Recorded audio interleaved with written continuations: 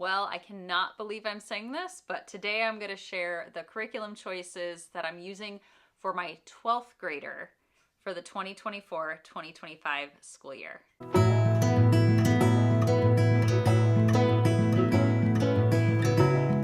Hey guys, welcome back to my Practically Imperfect Life. If you are joining for the first time today, welcome to my channel. My name's Abby. I'm a homeschooling mom of 2 high schoolers, and I've been sharing our homeschooling through high school journey here on my channel, tips and tricks of things that we've learned along the way, sharing resources that I've either found or created, and just trying to take you along on this journey to show that you really can homeschool all the way through high school and do it successfully. And we are at that point where my oldest will be a senior next year, and I'm okay. Most days I'm okay with that. She is amazing and she's gonna go off and do amazing things, and I'm going to relish this final year of having her home full time.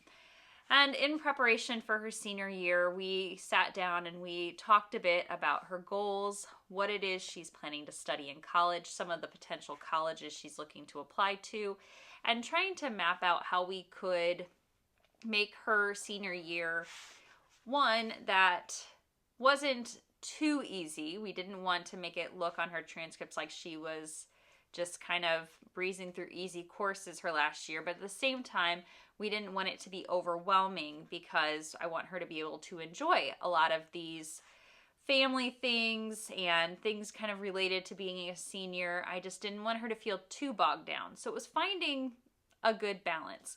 Plus, next year she is going to be doing some dual enrollment.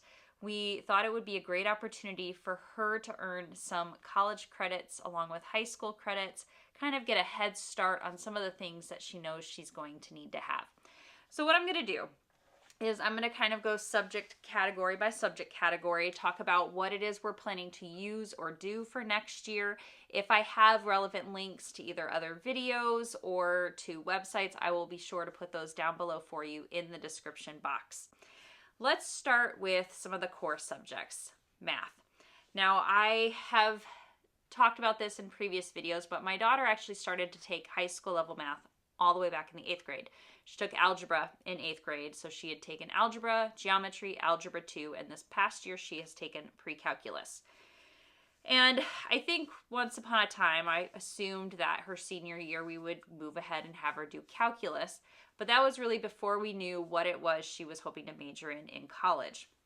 For those who haven't heard in the previous videos, I've talked about how she wants to study either athletic training, exercise science, a nutrition focus. She basically wants to be some type of an athletic trainer, working with athletes on their diet and their exercise routines and helping them to be kind of at the peak performance level they can be. And we have looked at multiple different schools and what they require for that degree. And on none of them did it say calculus. So why push her to take a calculus course if it's not one she's going to need to have for her degree? So this is where we decided to pursue dual enrollment for math for next year. We've already chosen the school we're going to do dual enrollment through. I'm not going to share the name of it until she's done. I just want to kind of protect her privacy in that regard, especially since she hasn't started those classes yet. But we are going to do dual enrollment for math. Her degree field requires her to take a college level algebra class and to take a upper level statistics course. Those are the 2 math courses she is going to need to have. So we are going to look at her summer schedule. If her summer schedule allows, because she competes in golf, she has quite a bit in terms of tournaments and she works. If we can work it out, we'll try to have her do a CLEP exam for the college algebra. If that doesn't work out, we've already got her set up to take a college algebra course in the fall. Now, she's already taken multiple algebra classes. I don't think that this one will be particularly difficult for her. And in a way, even though I know I would be paying for the course, it might be a good way to kind of dip her toes into the college classes and get a feel for the pace and the expectations and all of that. The school that we're going to go through does their courses in slightly shorter intervals. It's not a full semester, like an 18-week semester. They're about 8 to 10 weeks long, so it does move at a pretty quick pace, but I think she would do just fine with that. And then the plan is after that to have her do a semester of a statistics course and be able to knock out both of her math courses in the span of her senior year. And then those are some things she won't have to worry about. So that is the plan for math. We're going to do dual enrollment and get those credits out of the way. And I do want to add how I'm going to put that on the transcript. I will list both the college algebra and the statistics course under her 12th grade year on her transcript. It will have a little asterisk next to it, and then there'll be a spot down in the notes indicating that that was a dual enrolled class. I will also have to make sure that we get the transcripts from the college in order to send those out with her college applications along with my transcript. But I will treat it kind of as a weighted class, similar to how I apply like a weighted GPA pointage to our honors classes, since it is a college level course. We're taking a similar approach with English courses for her 12th grade year. She has worked through all 6 levels of Fix-It Grammar. She has done Wordly Wise for vocabulary for the last couple of years. She has also done Excellence in Literature, done tons of writing programs through IEW. She is very well prepared for college level English courses, and her degree only requires her to have one, and that is a writing and composition course. Now, I didn't really want to just kind of stop there. I figured it would be good for her to not only do a writing and composition course, but maybe a literature course at the college level. So the plan is to have her do one semester take a writing and composition course, so that will cover what's required for her degree, but then have her do a literature-based English course for the spring semester. And that will give her some additional college credits. It's not something she has to have for her degree, at least not at the school she's looked at so far, but it doesn't hurt to have a few extra college credits under your belt, at least in my opinion, especially if she ends up applying at a different school that does want her to have a literature course. So that will give her her English for next year. I'm not adding anything else onto that. No extra writing, no extra vocabulary. We will strictly do what she needs to do for those college courses. And I think that will be good for her. I think she will gain a lot more confidence in her writing. She's a very good writer, but she doesn't always think she is. And I think once she's writing these papers for these college courses and seeing the feedback from the peers and from the professor, I think she'll realize just how good of a writer she is. And I also think it'll be good for her to be able to engage in things like discussion boards that I know they use in a lot of these college English classes, where you're sharing ideas and opinions back and forth with other students. I think just having some of that back and forth discussion will be a great experience for her. And on her transcript, I will also list this as 2 different courses for her senior year. We will specify that one is a writing and composition course and that one is a literature course, and then they will again be noted that they are dual enrolled courses and have weighted GPA averages for those classes. For science, I'm going to have her do an anatomy and physiology course. I know she's going to have to take this in college, and having taken it myself in college, I know how fast-paced it is and just how much there is to memorize. So I thought having her do this course in high school would be a really good experience for her. It would allow her to start to memorize a lot of the different things she's going to need to know, get an understanding of how different things in the body work. And even if she doesn't remember everything she learns her senior year, she will remember enough that it will make that anatomy and physiology course in college so much easier for her. And I chose the Guest Hollow Anatomy course to do. I actually do have a full video on this course and why I feel like anatomy and physiology is important to teach your students in high school. I'll link that video down below for you. It's also found in my Guest Hollow playlist if you want to check it out. And I go into pretty deep detail about the course. But this is a different kind of course if you're not familiar with how Guest Hollow programs work. They don't come with like a standard textbook and tests and all of that. Instead, what you get is a schedule, and I've printed mine out. I have not yet gone through and put all of my things in binders. I spiral bind all of my stuff here at home, but essentially it will have weekly schedules that look something like this, and they will include assignments to read from a different selections of books, and the book lists are amazing. I have been working on collecting the books, trying to find the best deals so I can have all of these ready for her to read. There's a ton of videos for her to watch, some on YouTube, some are documentaries, some are full-length films. There's also a lot of hands-on activities as well, including dissections. We haven't done dissections since biology. So I'm kind of excited to do those again. If dissections aren't your thing, you wouldn't have to do them with the course, but science nerd. Love doing them. Anyways, what I like about this course is that the books especially, it's not just about memorizing body parts and what they do, but also really understanding how all of the different things work together. And it moves beyond just, basics of anatomy. There is information that's going to be covered in this course about different diseases and disease processes, information about growth and development, healthy relationships, all of the senses in great detail. There's just a lot that is covered in this course, and I really think she will enjoy it. I pulled out some of the books that I had already had on hand, just so you can kind of see some of the things she will be reading. Some of these books she'll end up reading like front to back over the course of the year, or over a few weeks at a time. Other ones, they'll read bits and pieces of. But we have Anatomy and Physiology Made Incredibly Easy, Gulp, Chew on This, The Gift of Fear, and Blood and Guts, The Working Guide to Your Insides. I've also got another book on order that they had just added. They had updated their schedule to include a couple of different anatomy coloring book options. And you might say, well, she's going to be in 12th grade. Why in the world would you do a coloring book? Well, they're basically kind of like college level coloring books, but with all of the different detailed parts of anatomy. So getting into nerves and individual vessels and muscles and all of, just think of everything as kind of like a deep dive into the body. And as you're learning it and reading about it in the book, you can kind of color it in. And she's very artistic. She loves to draw and things like that. So I just think it's a great way to engage your brain in different ways. You're reading, you're looking at the picture, you're doing things with your hands. It just kind of helps learn it, in a multi-sensory way. So I think that'll be really good for her to do.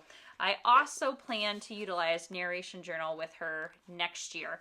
We did this, we've done this with all of our guest hollow courses, but when she took their botany course, she did a beautiful, very extensive narration journal.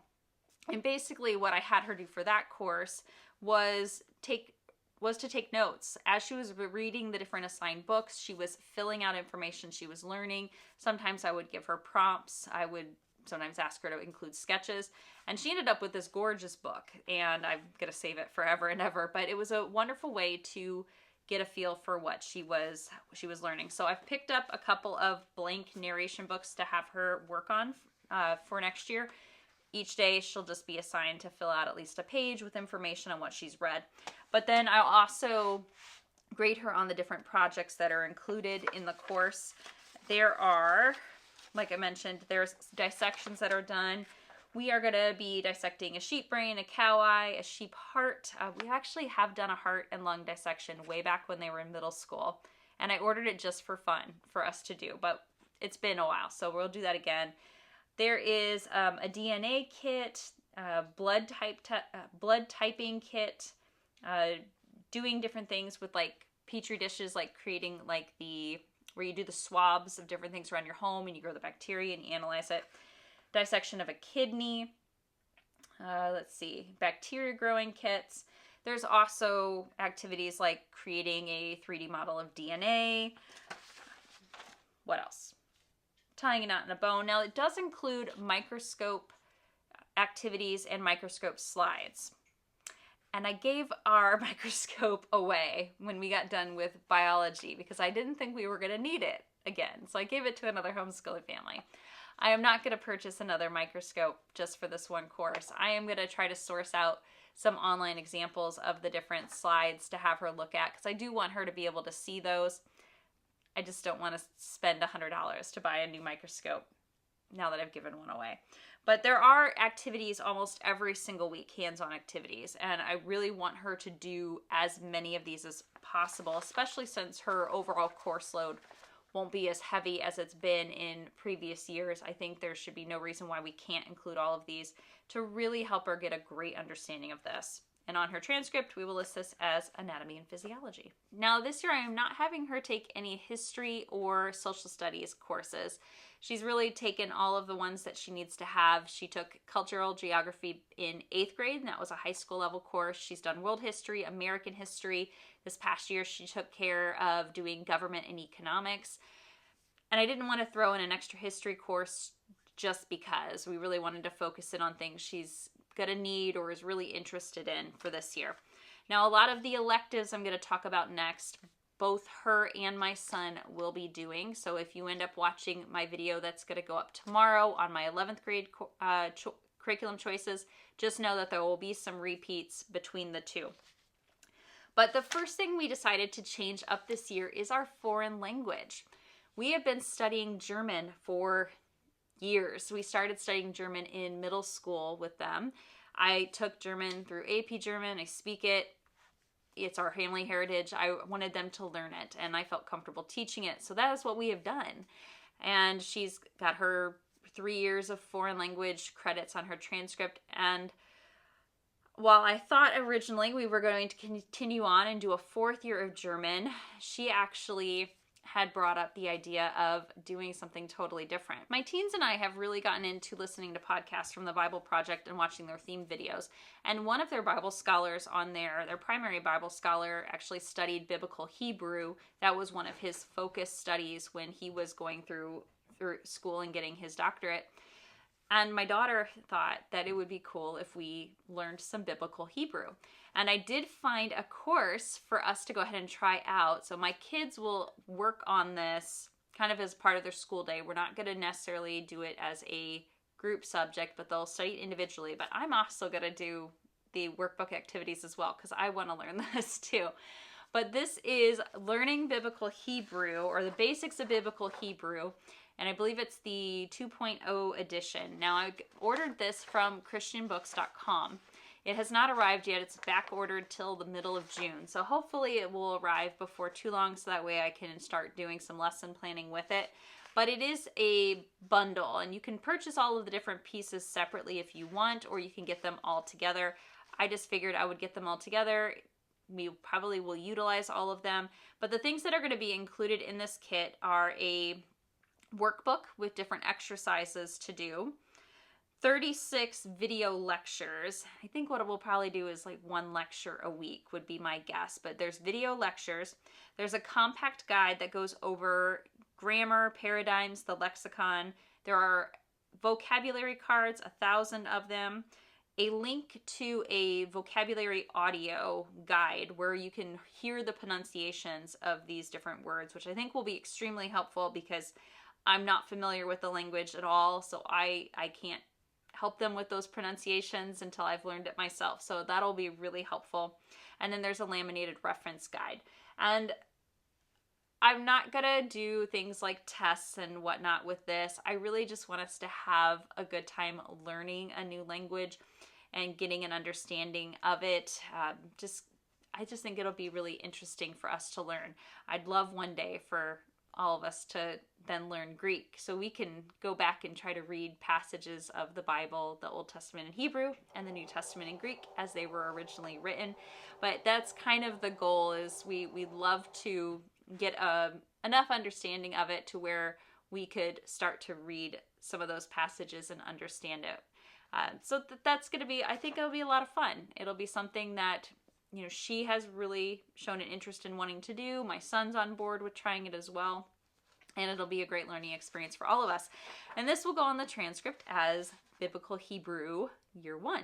Our next elective is her Bible study for the 12th grade. We have always included our biblical studies on our electives. Each year we've had a little bit of a different focus. We had a year that was on apologetics, one that was on the Old Testament. This year was on the New Testament. And next year it's going to be a focus on the early church. So it will say on the transcript, Bible study, early church.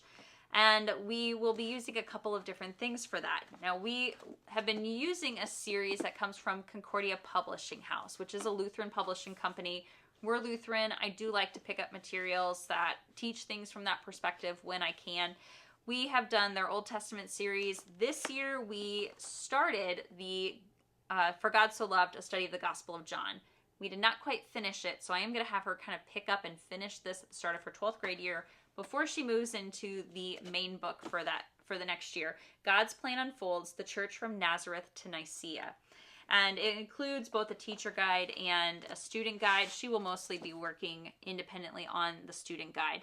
And each day there is a little introduction. There's a reading assignment, different chapters she's supposed to read. And then there are a whole bunch of questions for her to answer, just kind of reviewing the material from that day and testing her understanding.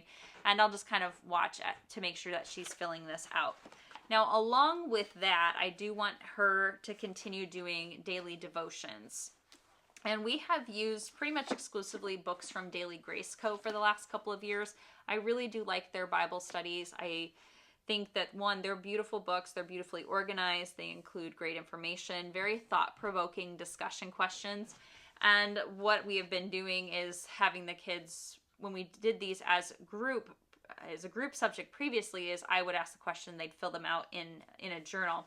We're moving away from doing a lot of group subjects next year, and I'll talk more about why that is in my quarter 4 update video.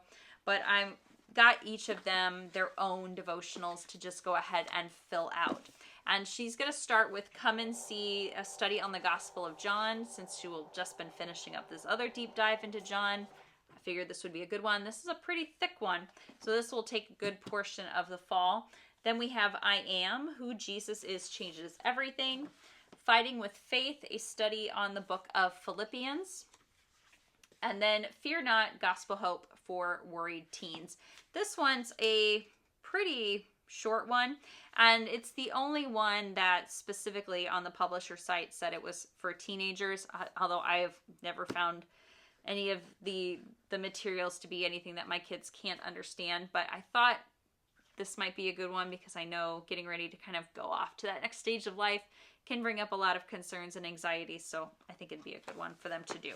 So that is an elective that will be on there for her. Now, in addition to these 2 electives, she's also going to be doing 2 one-semester electives, and both of these are ones that I have written and created for her because I could not find anything out there that I liked enough to purchase.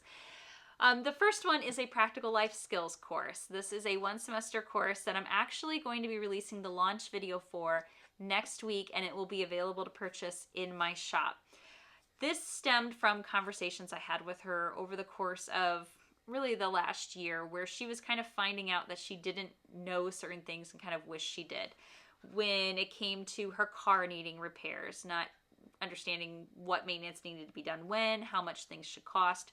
When she got her first job, how do I fill out this tax paperwork? How should I answer these questions on the applications? And even now, as we're going through the recruitment stage with college and college golf coaches, how to compose these emails and what's the right way to be wording things and things like that.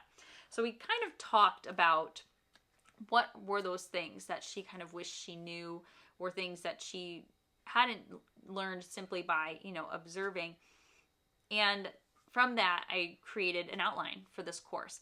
And I'm not going to go into great detail about everything that's covered in it. The launch video will have all of that. But there are sections on finances, so understanding taxes, what your paycheck stub actually means, what's it telling you, what's a W-2, what does all of that mean, how do you understand some basic things about taxes, understanding health insurance, life insurance, car insurance, mortgages, car purchases, basic home repairs, things for budgeting, business etiquette. I mean, there's a whole mix on there.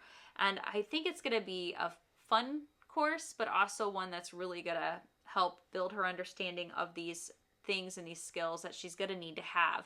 Just real practical things that somebody going out into the world should probably know. And that's where, the whole basis for that course came from. So if you're interested in checking out that, next Tuesday, the 21st, that is when that video launches. Like I said, it will be available in my shop as a PDF download for you as well. That is what we're going to do in the fall semester. It will be listed as a practical life skills elective on her transcript. And then in the spring, she's going to do a mental health elective. This is one that I personally felt was really important because I have seen how stress and anxiety and depression can really wreak havoc on young lives. especially in the field that I work in.